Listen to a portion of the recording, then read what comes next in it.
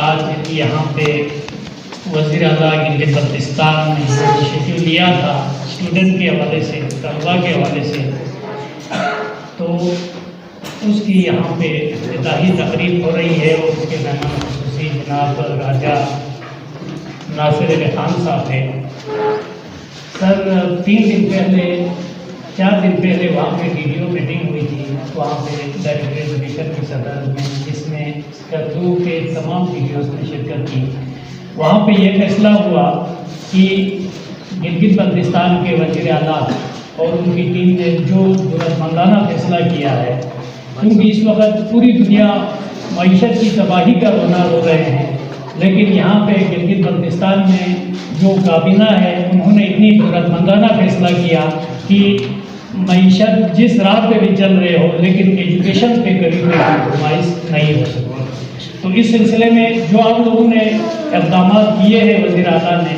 تو ہمیں خصوصی طور پر ہدایت تھی کہ انہی کابینہ کے ممبران کو آپ بلائیں اور انہی کے دست مبارک سے یہ جو اسٹیپنڈ آئے ہیں، وظیفے آئے ہیں، انہی کے دست مبارک سے تقسیم کریں۔ تو ہم نے کل سے ہم یہی ڈھونڈ رہے تھے کہ کوئی مہمان خصوصی ہمیں یہاں پہ مل جائے جو کابینہ کے ممبر ہوں، موجودہ حکومت کا حصہ ہو۔ ہم نے اپنے منسٹر صاحب سے گزارش کی تو وہ یہاں پہ موجود نہیں تھے، تو میں نے مناسب سمجھا ہمارے شعیب صاحب کو، میں نے کہا ہمیں کوئی نہ کوئی حکومتی عہدیدار یہاں پہ دلاتے نہیں تو ہم یہ تقسیم نہیں کریں گے۔ تو اس نے آج 11 بجے ہماری خوش قسمتی تھی، اس نے یہاں پہ آ کے ہمیں یہ خوشخبری سنا دی کہ راجہ صاحب یہاں پہ تشریف لائے رہے۔ تو ہم سب بہت خوش ہوئے۔ مختصر عرصے میں ہم پروقار اس سے بڑی تقریب ہم نے منعقد کر دی تھی، تمام لوگوں کو بلانا تھا لیکن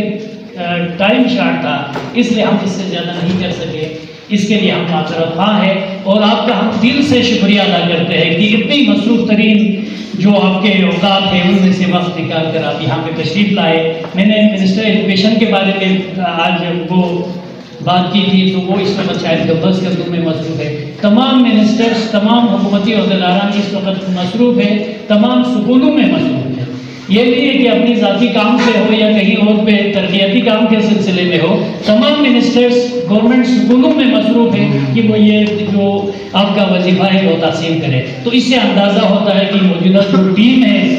گلگت بلتستان کی وہ تعلیم کے ساتھ، علم کے ساتھ کتنا دلچسپی رکھتے ہیں۔ اس کے لیے میں خراج تحسین پیش کرتا ہوں آپ کی پوری ٹیم کا،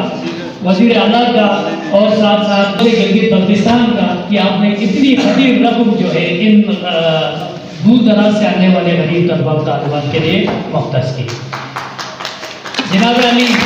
میں چاہتا تھا کہ سکول کی پوری ہسٹری جو ہے آپ کے سامنے رکھوں، لیکن وقت کی کمی کی وجہ سے میں پورا تو نہیں رکھوں گا، لیکن تھوڑا سا اس کی تفصیل میں آپ کو رکھوں گا۔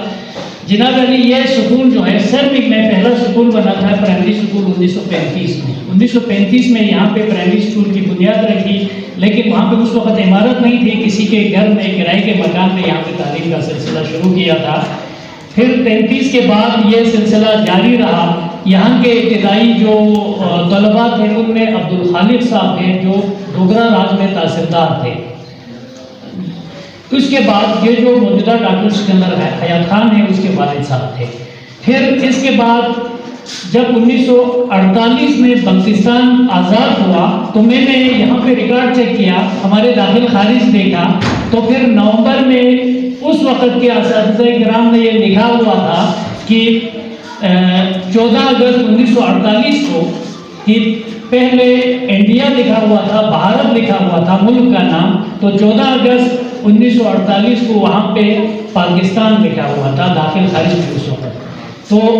1948 سے لے کر اب تک مختلف ادوار میں مختلف سکول تبدیل ہو گئے، لیکن یہاں چونکہ مردم خیز سرزمین ہے وادی سروک، یہاں پہ ڈاکٹر سکندر حیات خان جیسے، یہاں پہ